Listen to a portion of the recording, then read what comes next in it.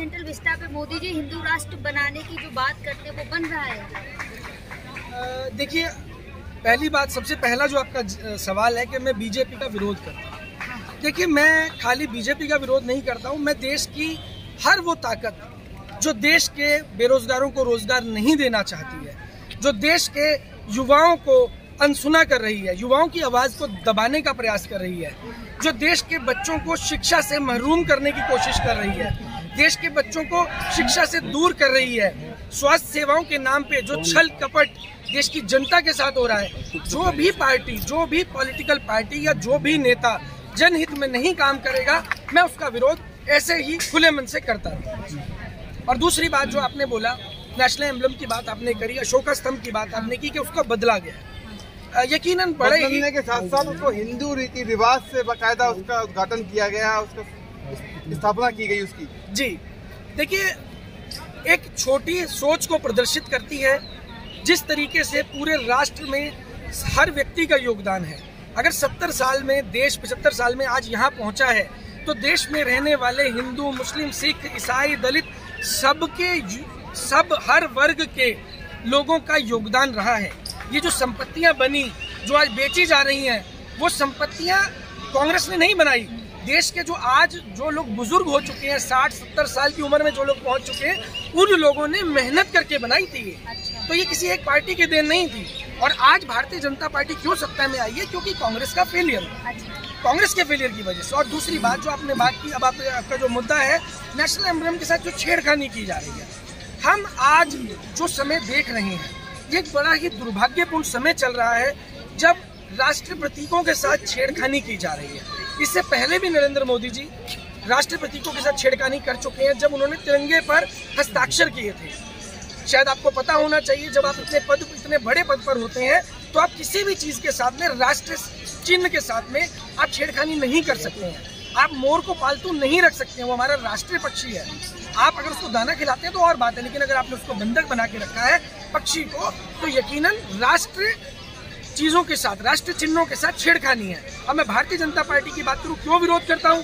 जो भारतीय जनता पार्टी का जो पहचान चिन्ह है कमल, वो हमारा राष्ट्रीय पुष्प है, जो 2024 के बाद छीन लिया जाएगा भारतीय जनता पार्टी से। तो अब बात आ गई अशोका चिन्ह के ऊपर।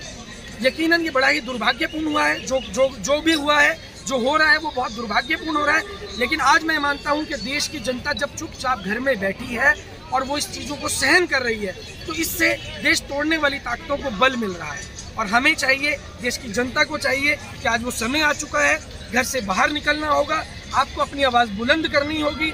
आपको राष्ट्रीय स्तर के ऊपर जो क्रांति की लहर पूरे देश में खड़ी हो रही है, किसान भी आ रहे हैं, मजदूर भी आ रहे हैं, बेरोजगार भी आ रहे हैं, हर तरफ से हर वर्ग जो प्रताड़ित है, यहाँ आप देखेंगे जंतर मंतर पर लगभग हर वर्ग के लोग यहाँ बैठे हैं। अब वो लोग जो बटे हुए हैं, आज समय आ चुका है उन 95% लोगों को इकट्ठा होना होगा, एकजुट होना होगा, क्योंकि 5% तोड़ने वाली ताकतें हैं जो हर धर्म के अंदर हैं। अगर मैं बात करूं सिखों में, मैं सिख कम्युनिटी से आता हूं, सबसे पहले मैं बात करूंगा सिखों में भी है, हिंदुओं में भी है, मुस्लिम में भी है, हर जाति के अंदर है। तो हमें उन कट्टरवादी ताकतों का विरोध करना होगा, हमें जुड़ाव की राजनीति के, हमें देश को मजबूत करने के लिए एकता स्थापित करनी है। अच्छा, आपको मोदी जी से परेशानियां हैं या फिर उनके नीतियों से? देखिए, मोदी जी से मेरी कोई पर्सनली प्रॉब्लम नहीं है, लेकिन यकीनन अगर कोई भी व्यक्ति जो देश की जनता के लिए काम नहीं कर रहा होगा, अब आप बात करेंगे मोदी जी की नीतियों की बात करें, नोटबंदी की बात कर लीजिए फॉर एग्जांपल, कोई भी ऐसी नीति आप मोदी जी की उठाकर देख लीजिए जिसमें से एक नोटबंदी की नीति है। नोटबंदी से क्या आपकी जेब में पैसे में बढ़ोतरी हुई थी या कम हुआ था? काला धन तो कम गया ना। काला धन कहाँ कम हुआ भाई? काला धन तो आज की तारीख के अंदर स्विस बैंक के अंदर 3 गुना हो चुका है। अच्छा, आपने कहा जो मोदी जी काम नहीं करते, वो कहते हैं हम 18 घंटे काम करते हैं। कल एक भारतीय जनता पार्टी का व्यक्ति मुझे मिला, उसने मुझे बताया मोदी जी 18 घंटे काम करते हैं, इसलिए डॉलर 80 रुपये पहुँच चुका है, और ये काम 2024 तक करेंगे जब तक के डॉलर 100 रुपये ना पहुँच जाए।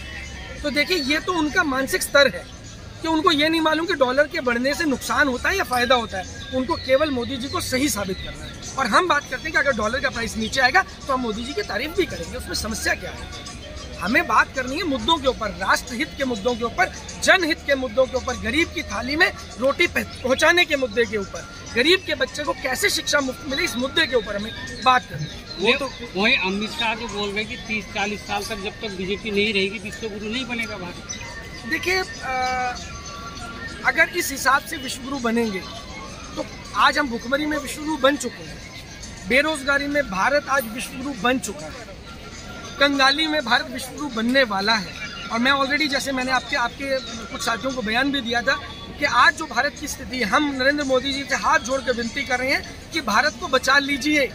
आने वाले 3 से 4 महीने के अंदर देश की स्थिति खराब होने वाली है, देश में महामंदी आने वाली है और श्रीलंका से बदतर हालात यहाँ हो सकते हैं अगर इनको समय रहते आपने नहीं संभाला। और यहाँ की जनता यहाँ के नेताओं को भागने के लिए एयरपोर्ट तक भी नहीं जाने देगी। तो इसलिए बेहतर है कि आज की तारीख के अंदर जितने भी नेता हैं वो अपनी काबिलियत के आधार पर देश की जनता को संभालने का प्रयास करें, उनके रोजगार पे बात करनी शुरू करें, शिक्षा पे बात करनी शुरू करें, स्वास्थ्य सेवाओं पे बात करनी शुरू करें। आज जनता त्राहिमाम हो रही है, रोजगार नहीं है और ये कड़वी सच्चाई है। व्यापारी सुसाइड कर रहे हैं। हमारे पास बहुत से व्यापारी आ रहे हैं जिनको हम कर्जे से बाहर निकलने के लिए उनकी मदद कर रहे हैं, लेकिन सरकारी तंत्र कहाँ है? आज हम जैसे व्यक्ति जो बहुत बड़े स्तर पे नहीं है, हम एक आम साधारण व्यक्ति हैं, जब हम जनता की मदद कर सकते हैं तो ये जो बड़े बड़े नेता हैं जो साइकिल पे चलते थे, स्कूटर पे चलते थे, कूड़ा बीनने का काम करते थे, आज 4-4 करोड़ की 10-10 गाड़ियां इनके घर में खड़ी हैं, ये मदद नहीं कर सकते जनता की।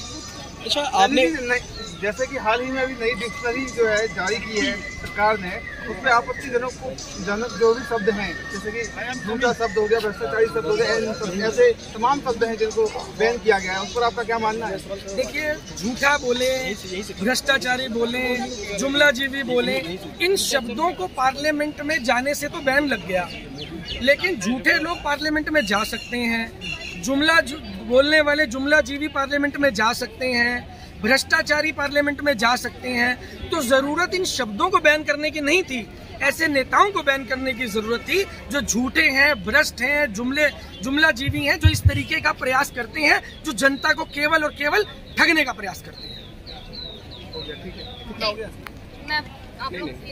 अच्छा, एक देश में बेरोजगारी बढ़ रही है, लेकिन भारतीय जनता पार्टी के कई ऐसे बड़े नेता हैं, वो कह रहे हैं जो मतलब मोदी जी कोई भी योजना लाते हैं तो सब सड़क पर उतर जाते हैं, चाहे वो अग्निपथ का योजना हो, चाहे वो 3 कृषि कानून हो, किसानों के लिए लाए हो, या फिर तमाम अन्य मुद्दा हो। देखिए, जो चीजें ऐसे में देश कैसे विश्वगुरु बनेगा? देखिए, विश्वगुरु बनाने के लिए 4 साल की नौकरी, पहले बात तो सेना जो है वो ना तो राजनीति का विषय है ना रोजगार का विषय है। सेना जो है देश की सुरक्षा का विषय है और सुरक्षा के विषय के ऊपर आप 4 साल की नौकरी किसी भी हाल में नहीं कर सकते हैं। और 4 साल की नौकरी के साथ में आप ये मानकर चल रहे हैं 17.5 साल का वो व्यक्ति जो बच्चा अभी जवान हो रहा है, आज की तारीख के अंदर आपके बात का मैं जवाब दूं तो अभी आज की तारीख के अंदर एप्लीकेशन फुलफिल हो चुकी हैं। तो भारतीय जनता पार्टी अपनी पीठ थपथपा रही है कि हमारी जो एप्लीकेशन है वो फुलफिल हो गई है, लेकिन मैं बताना चाहता हूं कि ये बेरोजगारी का रौद्र रूप है जो इस स्तर पे 4 साल की नौकरी के लिए कोई माँ बाप अपने बच्चे को बॉर्डर पे मरने के लिए भेजते हैं। आज जब भूखे मरने की नौबत आ गई तो उन्होंने ये सोचा कि क्यों ना हम गोली खाकर ही मरना पसंद करें, लेकिन इसके लिए सबसे बेहतर होगा कि देश का जो जवान है, देश के जो फौजी हैं, उन साथियों को आगे आना होगा, उनको अपनी बात रखनी होगी, क्योंकि जो सेना के ऊपर टॉप लेवल के जो ऑफिसर्स हैं उनके ऊपर तो दबाव चल रहा है, लेकिन देश की जनता के बच्चे, किसानों के बच्चे हैं सेना में, आम जनता के बच्चे हैं, नेताओं के बच्चे नहीं हैं। नेताओं के बच्चे फॉरेन कंट्री में पढ़ते हैं, नेताओं के बच्चे 5 स्टार अकोमोडेशन के अंदर रहते हैं, उन लोगों को इससे कोई मतलब नहीं है, देश की जनता से कोई सरोकार नहीं। वो तीनों सेना के अध्यक्ष तो उन्होंने फायदा गिनवा रहे।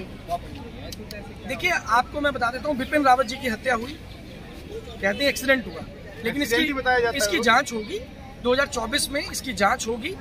बिपिन रावत जी ने ये बात स्पष्ट की थी जब वो जिंदा थे कि सेना जो है वो राजनीति का विषय नहीं है। जब उनके बयान आते थे तो कहीं ना कहीं सरकार के साथ एक कॉन्ट्रडिक्शन, क्योंकि वो स्टैंड लेते थे देश के हित में, और जब देश के हित से आप हट जाते हैं, जब आप सेना को राजनीति के तरीके से यूज करना शुरू करते हैं, रोजगार के तरीके से उसका प्रयोग करना शुरू करते हैं, तो कहीं ना कहीं देश की अस्मिता को भी ठेस पहुंचती है।